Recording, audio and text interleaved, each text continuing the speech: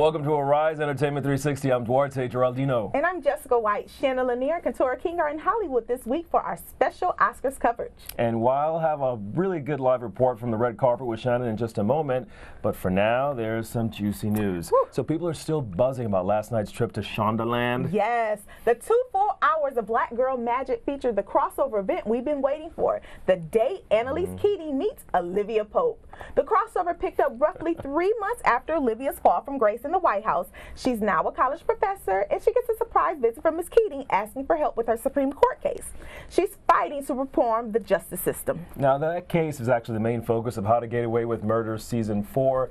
Now, it finally gets its due justice when Keating argues before the Supreme Court. Now, Viola Davis plays Annalise Keating. She argued on behalf of wrongfully convicted inmates whose cases had been handled by overworked public defenders. Now, we didn't actually find out last night if Annalise actually won the case, but with Olivia Pope by her side, the odds against them losing are actually slim to none. Absolutely. The creator of both shows, Shonda Rhimes, announced that this will be the last and final season of Scandal. But as we saw last night, it won't be the end of Olivia. This dream team of Black women left us all exhilarated, exhausted, and excited for more. I wanted to know what exactly happened because the speeches, the arguing, I was like, yes, it's going to happen. She just has to win this She case. has to. I mean, you have Olivia Pope by your side, and just the fact that they gave us 2 hours to cross over between, we've seen Olivia's team, we've seen Shonda's team, Elisa's King team, and they kind of met together in the middle to really make this important case here from the Supreme Court. It's really interesting because, you know, the Scandal team, they're a little scandalous. I mean, they do some really crazy things, torture, murder. Well, Annalise's team. I know, admittedly, but it just seems like Annalise's team is a little bit more highbrow. I doubt it. They're actually killing people off. So, you know, hey, we'll have to wait till next season of How to Get Away with Murder to find out what happened, but unfortunately, this is the final season of Scandal. But from the big screen, from the small screen, the little screen, to the big screen of Hollywood, we are all getting ready for Oscars this Sunday night. And the legendary red carpet is already rolled out, and Arise's Shannon LaNier is on it. Shannon, I'm a little jealous. Are people stopping you to get your autographs right now? You guys are so silly. That's right. I'm Shannon LaNier here live at the 90th Annual Academy Awards here in Hollywood, California. And no one has stopped me yet to get my autograph, but I'm getting ready for it. I got my pen ready. But more exciting is this background. The background is out. You can see that the statues are right there looking beautiful. Again, 90th Oscar celebration here. The red carpet is also out here. If you can look down here, you'll see it's covered up because they want to keep it nice and safe before the big night on Sunday. And it needs to be safe because right now, unfortunately, it is raining here in Hollywood. It's very wet today. Now we've been promised that it will not be wet on Sunday, but it's wet right now. If you can look, I don't know, it may be too bright to see. There's water dripping right here. You can see it falling down from the top of the tent. It's just really nasty out here today. It's really wet, but don't worry, we're expecting a beautiful day for Oscar Sunday.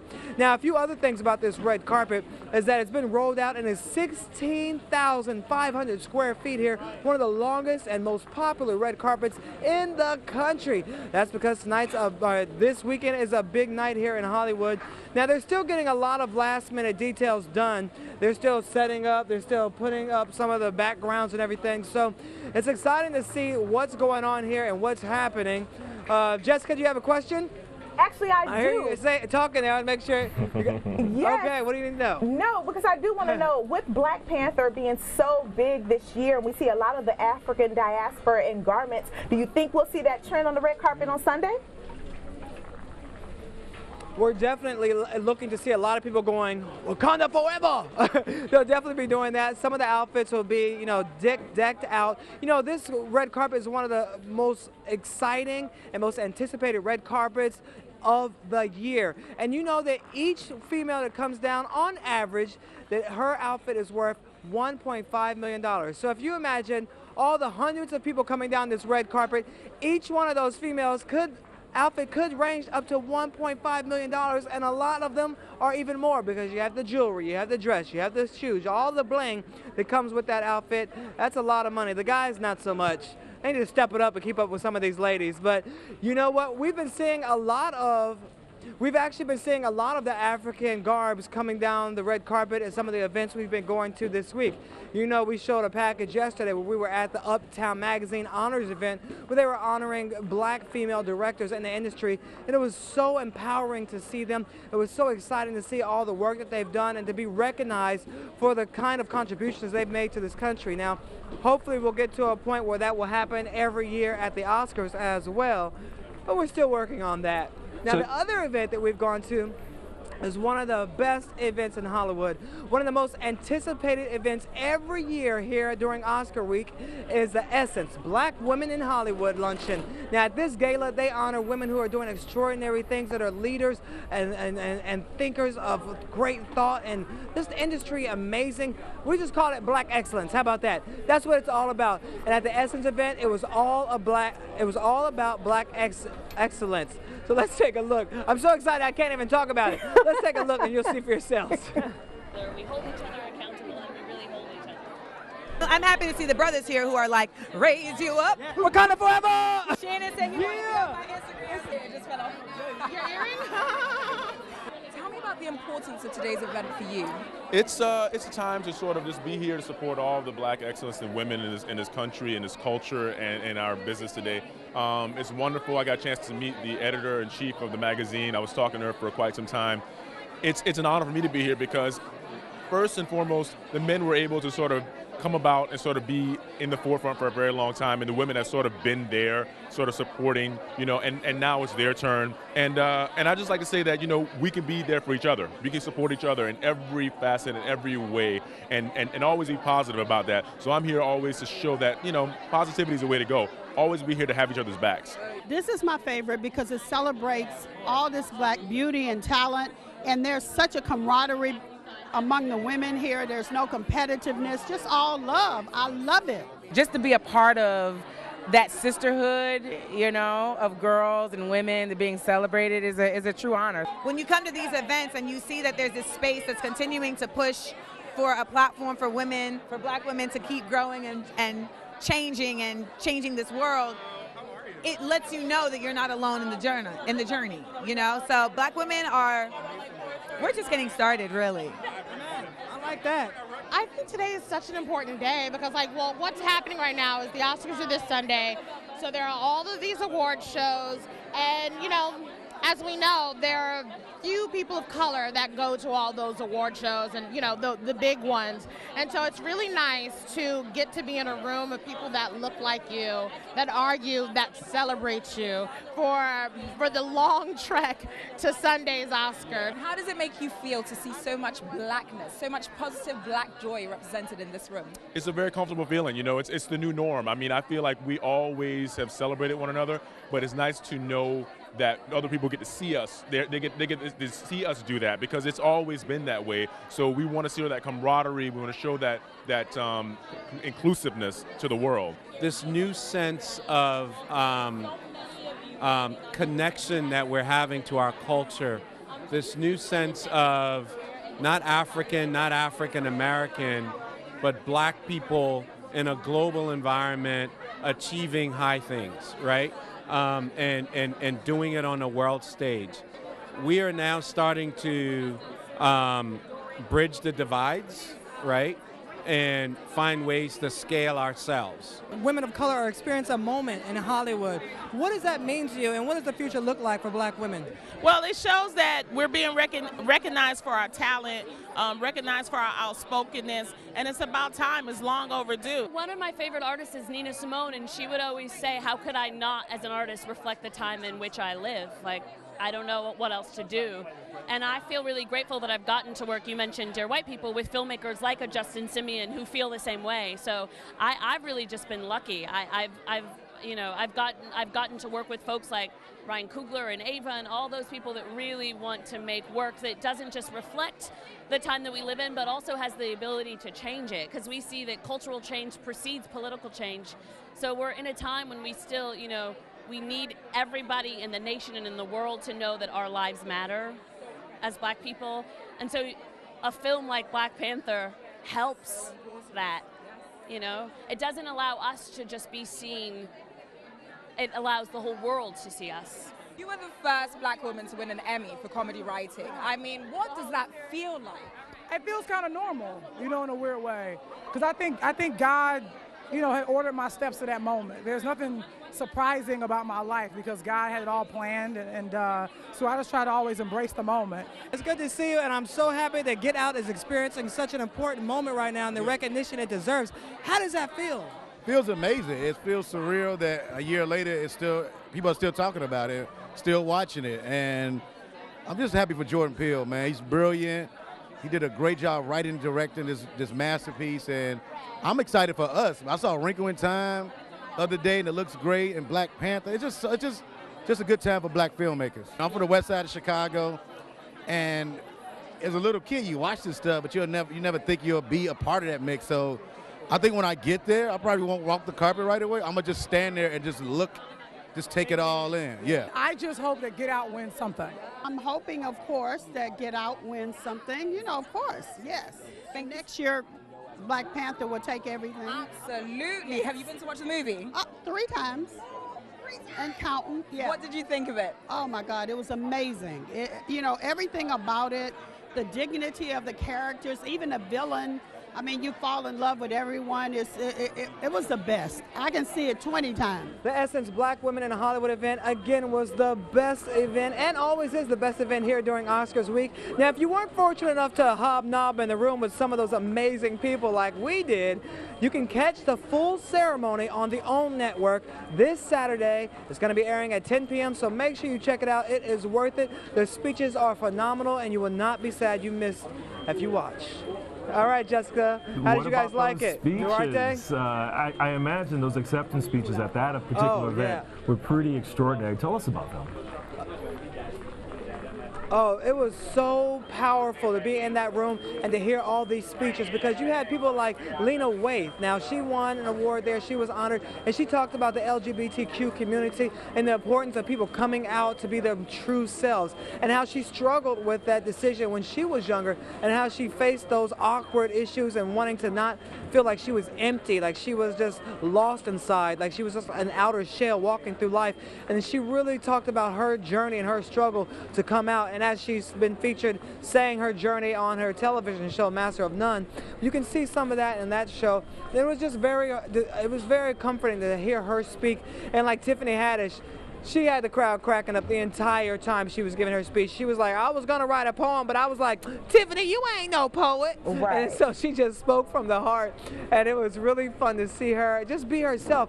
And I told people on Instagram that she is just as down to earth, just as funny, just as humble as she seems to be on television. She did an amazing job talking about, of course, her background and how she used to sit there and watch the Oscar Awards and the Black women in Hollywood and wish that she was part of that, wish that she would be there, wish that she would be around all these people. She said, I'm going to be famous one day. And guess what? She is now. She sure and is. Other ones that were up there speaking, that just Denai was also there. And Denai gave a touching speech about how she didn't feel pretty. She didn't know she was pretty, and how the current not the current now, but then the editor-in-chief Susan Taylor, the editor-in-chief Susan Taylor commented on her and said how beautiful she was. And that was the moment that she knew she was beautiful and decided to live up to that beauty and instill that in herself. And the last honoree was I was going to say there's a lot of honorees. There were 4 of them, so I want to make sure I get everybody's in. The other speech that was there, Tessa Thompson, she did an amazing job talking about the disparities of, the color barrier in Hollywood and how although she's a light-skinned actress and they tend to get some of the opportunities, that things are changing. There's an opportunity for everyone. They say, as you know, time's up in many ways, and it's time for everybody to get an opportunity to just let their talent shine. Well, I'm glad you mentioned it. Really is, and I'm glad you mentioned Tessa Thompson and Time's Up movement, because are we in this last days of the Oscars so white, or do you really feel like Hollywood is finally giving people of color their just due? Child, we still gonna have to tweet it. Hashtag Oscars so white. It's not over. It's not equal yet. Now, we are hoping to see some big winners that we'll talk about later in the night, but I think there's still more opportunities for people of color to be nominated and across all categories, and not that we're still saying at the 90th Annual Academy Awards that they're the first nomination, that, you know, people are like Octavia Spencer, this is her first straight nomination. Why is that to be the first African-American female to be nominated 3 times in a row at the Oscars? And it's been around for 90 years. Hopefully we'll get to a point where we don't have to worry about colors. We can just focus on talent. But people will still be here hashtagging, I'm sure, on Sunday night.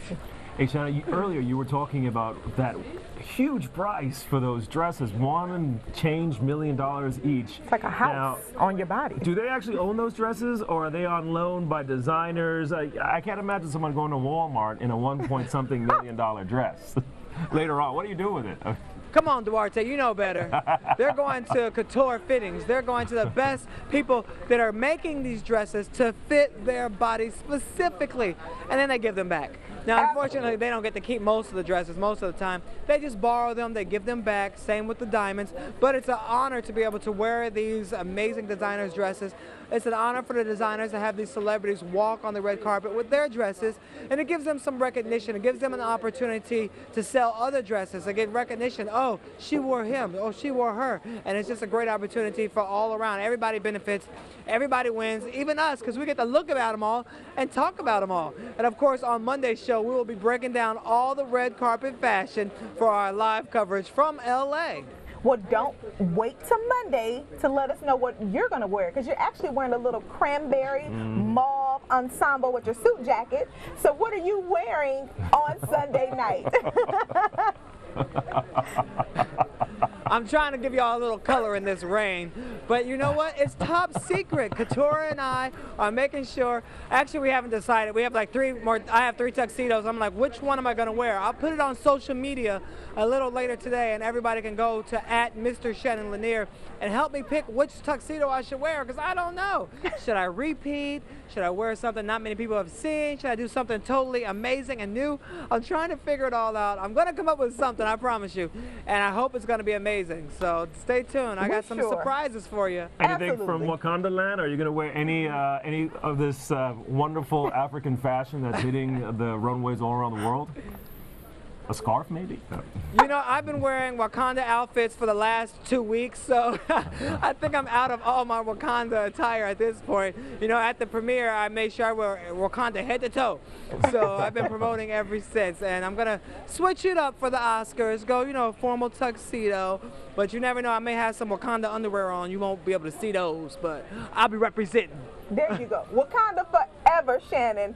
Thank you for all your coverage. We're going to take a quick break, but we'll come right back with you because we need to talk predictions and Sunday night and who you think will take home the Oscars. I know, don't go away. You're watching Horizon Entertainment 360. Yeah. Shannon, you're coming back. Don't leave.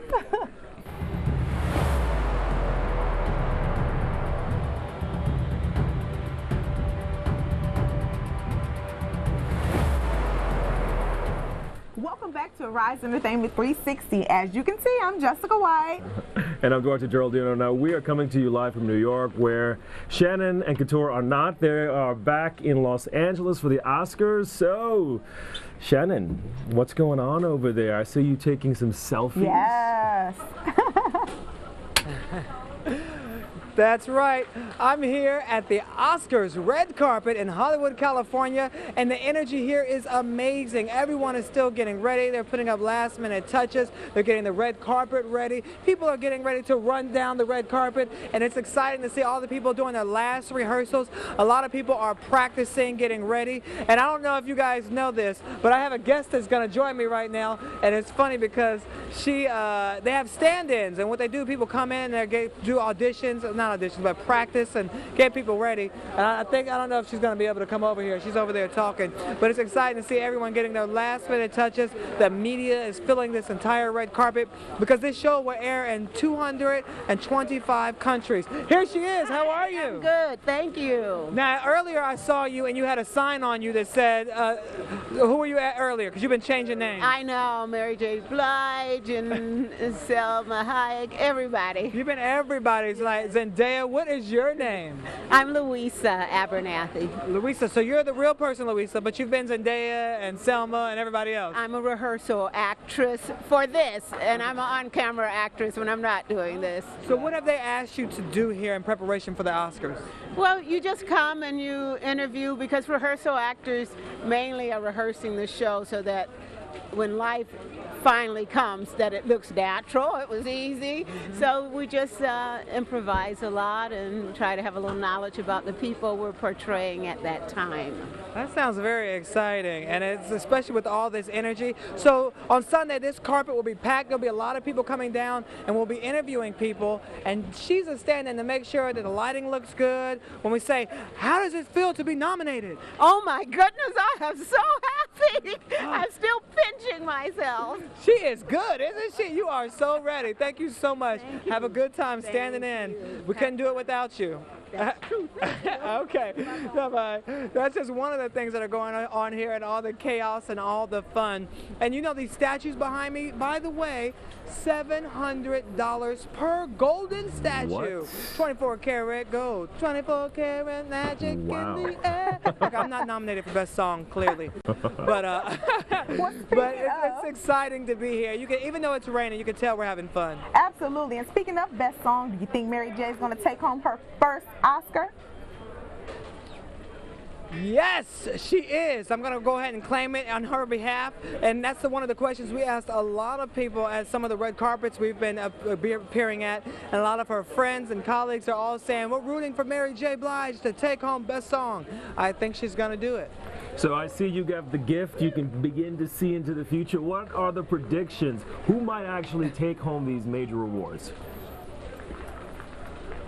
Well, a lot of people are actually saying that Daniel Kaluuya from Get Out is going to take home a big award. Of course, he was also in Black Panther, but he's nominated for Best Actor, and we think he may be able to take it home. Denzel's also nominated, but we just don't think it's going to happen for him this year. But I think Daniel's, he deserves it. He stands a good chance of winning. And I think that his cohort, Jordan Peele, is also going to take home the award for Best Written Adaptation for the script for Get Out. So I'm looking forward for definitely a few color wins, if you know what I mean. Yes, sir. So what about 3 billboards outside of Missouri? I know it kind of got a little flack from some, but we're still thinking it may be a contender. I definitely think that 3 billboards will be a win, not for the movie, but it will be a win for Frances McDermott. She did an amazing job portraying this mother whose daughter was killed and trying to get her justice. You know, I was a little leery about the movie at first, like, oh, I don't want to see it, but then when I saw it, I was glued to the screen. The performance was amazing. I think she's definitely going to take home Best Actress for her performance and her portrayal in 3 billboards. I mean, it was just phenomenal. What about Mudbound? And I'm also, of course, rooting for Octavia Spencer, her Best Supporting Actress. Hello. Absolutely. Oh, well, that's going to be really exciting with Octavia Spencer. Octavia has an Oscar, kind of. We want someone else to get one. No, but we want someone else. That's fair enough, fair enough. But wait, so Shannon, I wanted to ask you it's about not going to be Mary J. She can get the music. She ain't going to get the Oscar. Hey, so Shannon, what about Mudbound? I'm you know, trying to squeeze I think it in Mudbound there because it was sort of streamed online and people had an opportunity to see it now. What do you think of the predictions for that movie? It's a phenomenal film. Yeah, I think it's a phenomenal film with an amazing cast. I mean, a lot of people didn't even recognize Mary J. Blige when they saw her in this role because she just embodied the character. But, you know, I think it's one of those little engines that it's a blessing that it made it this far. It was a nomination. But, you know, my fingers are crossed, but I don't think they're going to take home the win for Best Film this year. I mean, you know, one exciting thing about the Best Film is, you know, last year there was this big scandal because the presenters, Warren Beatty was one of them. Yes. They said that La La Land won, and La La Land didn't win. It was Moonlight. Well, they're going to get a second chance to get it right this year. The same ones that got it wrong last year are going to be reading the winner of this year's Best Film. Now, of course, that was for PricewaterhouseCoopers that made the mistake and switched the envelopes on accident because they were backstage tweeting. Well, they got another chance too. So they're going to be manning the ballots, but this year they put in several, like, I guess, red tape type of procedures to make sure envelopes don't get mixed up this year, to make sure the right person who is called is the correct winner, and we're going to keep an eye on that, that's for sure. Well, you know what, Shannon, one thing the Oscars has done is done a lot of marketing to make sure Best Picture has the right envelope and the right winner. So we thank you for your coverage. Yes. We'll be tuning in to you on Sunday. Well, real quick, just in case you don't know, just in case you didn't realize, they spend over $40 million on the Oscars every year to make this possible, to make these backgrounds and everything go on, and also get the production, the promotion, everything. Everything is beautiful here, and they've done a great job. So I'm Shannon LaNier from Hollywood, California at the 90th Annual Academy Awards. Back to you in New York. Shannon. $40 million. Wow. That's a lot of money. We're going to have more on Arise 360 Entertainment. Don't go away. We're going to take a short break. We'll be right back.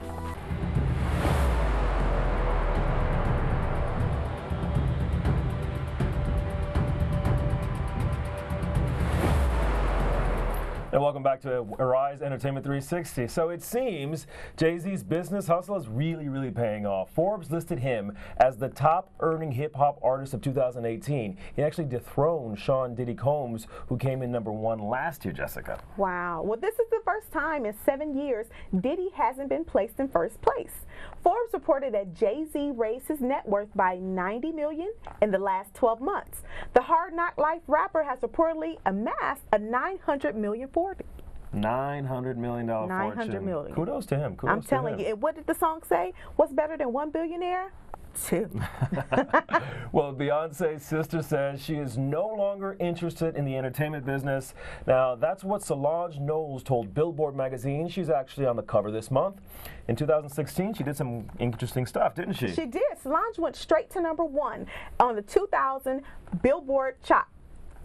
A Seat at the Table was her first album, and fans praised the album for its politically charged lyrics and nod to black women. Now, she has a lot of passion. Early this month, Solange was named Harvard Foundation's Artist of the Year.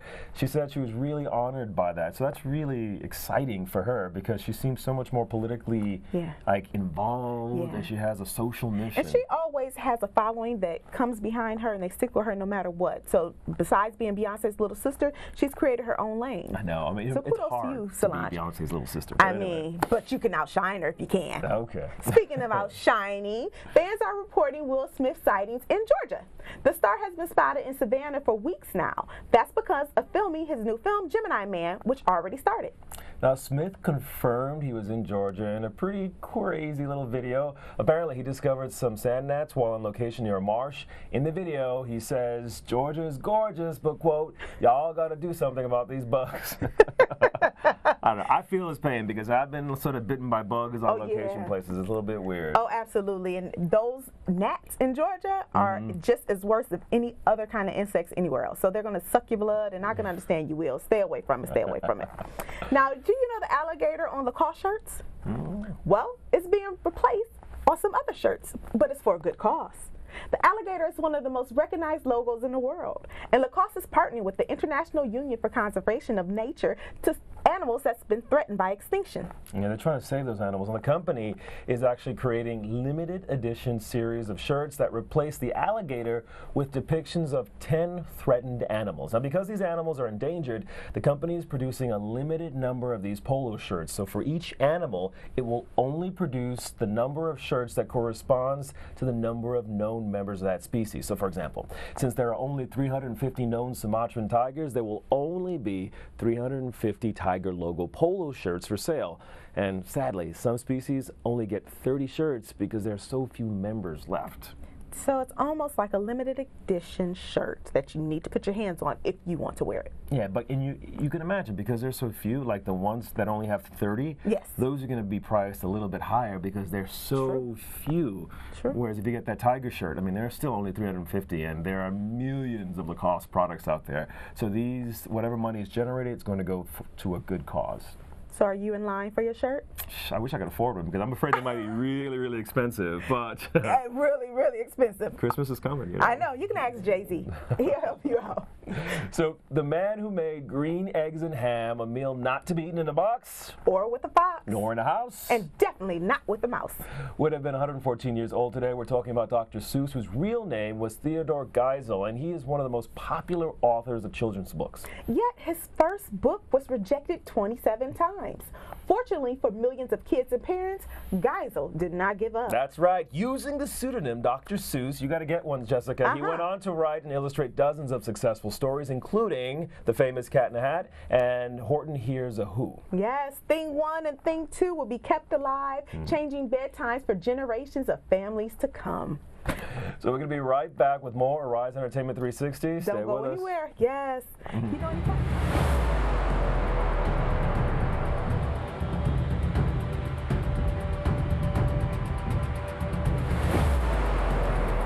welcome back to Arise Entertainment 360. Now, some of the best restaurants in the world are located right here in New York City, and they celebrate not just super cuisine and new food trends, but also the evolution of cultures.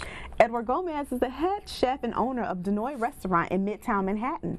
It serves Northern Italy cuisine, but also weaves in different cultures. The Gomez family has mixed heritage, and it blends it with the Argentine flavor in traditional Italian cooking. Chef Gomez, welcome to the show. Thank you. Thank you for having me. Appreciate it. Thank you. So let's start off with this weaving of cultures. How do you do that when you're preparing dishes? Well, we're just taking different ingredients from different nationalities, different countries, and kind of bring them all together, but cook it our style with the Italian flavor in it. So what do you have over here? Right here we have homemade burrata fatta in casa with the Mexican pico de gallo on top, which is tomatoes, red onion, cilantro with a little white vinegar.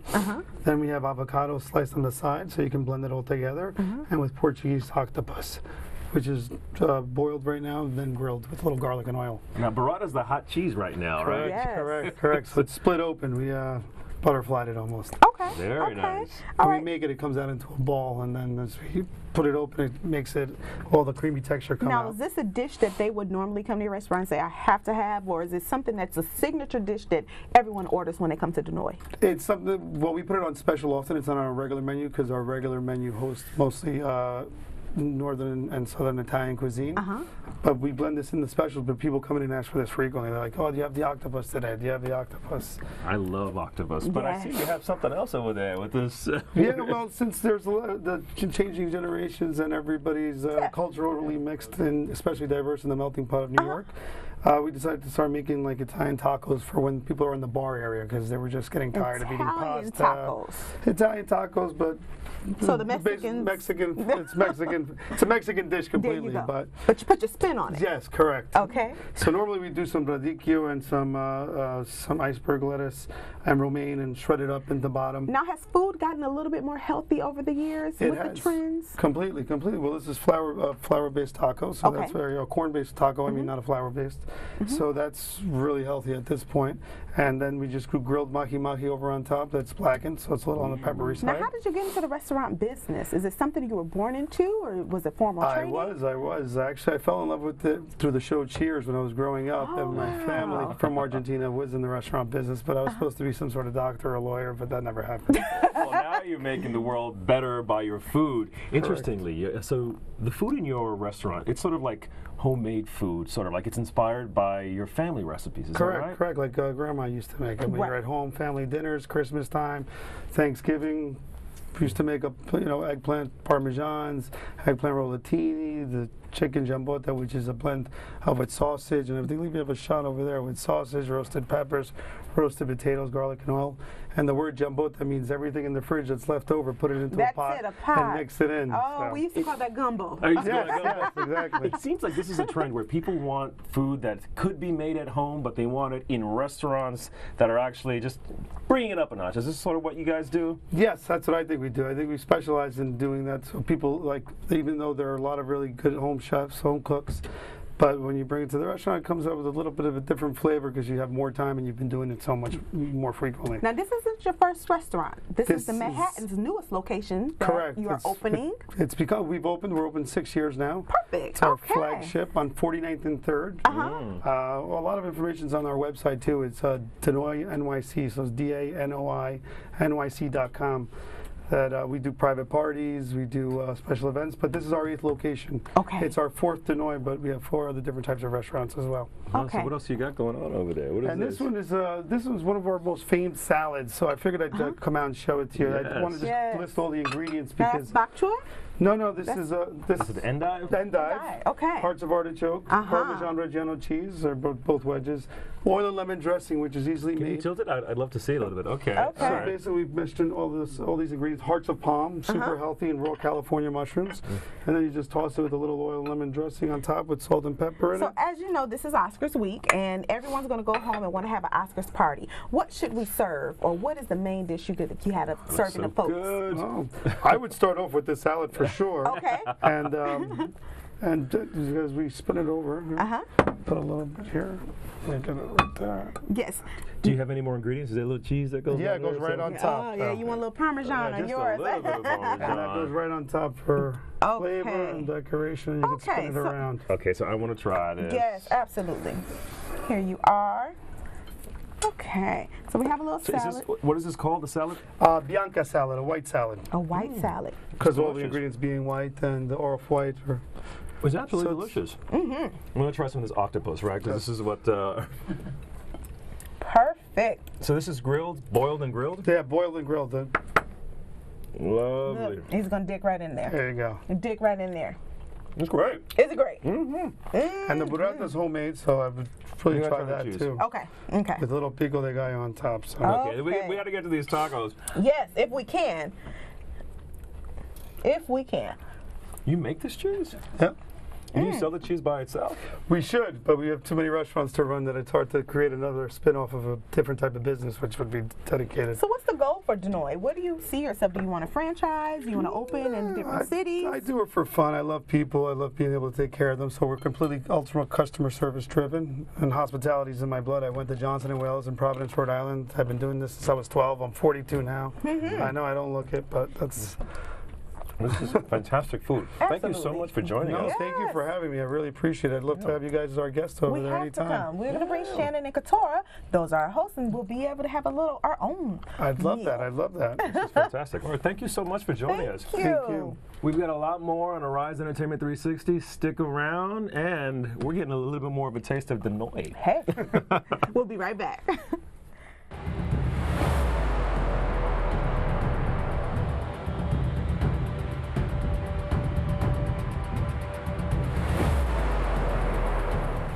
Welcome to Arise Entertainment 360. Now, arts programs in public schools across America have been having their programming and their funding slashed, and that is leaving a great need. Reggie Young is trying to meet that need by getting instruments in the hands of as many children as possible. Reggie is a Grammy Award-winning session bassist, and he's just a really awesome guy and jazz artist. Reggie, welcome to the show. Thank you. Thank you for having me. Thank you for coming. So, Reggie, we understand that you have your roots, like where you sort of learned to play and you got your rhythm in a church here in New York State. Yeah, basically in churches throughout Brooklyn and Queens and Long Island. I've played in a lot of different churches, but I grew up in church, so I was always fascinated by the musicians, you know, as a youngster. And started on drums, and then I switched. Church was saturated with drummers. Absolutely. Everybody plays drums. Yeah. So you kind of sitting there waiting, winking for out your the turn. Yeah.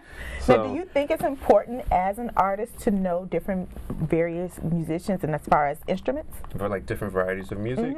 Yeah, definitely. And I think it's even important as an artist to try to understand what the role of each instrument may be, so that when you get into fine-tuning your artistry, it's helpful. It's like an artist that paints, right? But they're not too familiar with how to blend colors. You know, so it's like, well, how do you? I'm not saying you can't be an effective musician. You know, like if you're just a singer, you're just a singer. That's fine. Your voice is beautiful. You use that tool. You know, but it's excellent to understand the other tools too, and then know how that tool complements your voice, how your voice complements that tool. So I've heard your music, and I'm actually a fan of yours. Yes. But how would you describe yourself and genre? Because Or your sound, sometimes I speak to artists, and they say everyone describes me this way, but this is how I describe myself. So how do you describe yourself, Reggie? How do I describe myself? a confused artist. Welcome to the club. Yeah, because I love so much music. You know, I've shared stage and played for so many big name artists: Alicia Keys, Lenny Kravitz, Ruben Studdard, to gospel musicians as well. So my vision for what I want to do for my music, it's kind of like, you know, it's funny because we were in the studio. I'm working on a new album now. My current album is Reggie Young Street, which we just released July of 17. Not just released, but it's still new to me. So we're working on a new one now, and I was telling the guys in the studio, I was like, I guess it's kind of like gumbo music in the sense of a little bit of everything is in there. So I have people saying, yeah, you could definitely hear the gospel stuff. I'm getting a lot of people saying like they're hearing like a New Orleans kind of vibe, like festive vibe in my music, which is strange because, not strange, you know, music is the universal language, but I'm not from there at all. No family from there, no roots, but I love the music from there. So maybe, you know, the influence is strong there as well. I'm maybe sure in it a past is. life or something like that. Yes, and I know you're trying to get your instruments in the hands of young children. Yeah, Tell us that's about so that important movement. to me. I do a music festival. Actually, this is our first year that we're launching this festival. We do it in Manhattan right now out of a venue called The Cutting Room. And it's kind of like a spring-summer series of a fest, right? And what I try to do is, it started last year. We did a nice, I did a really nice holiday show. And I had a couple of my band members look out to see, like a lot of them are school teachers, you know, these guys teach and work in schools. And I said, well, let me know if you know of any kids that, you know, they're playing instruments but they don't have. And my trumpet player, Steve, actually, he's a teacher at a school in Manhattan, in the Bronx. And he had a student that played bass, but they let her take the school bass home.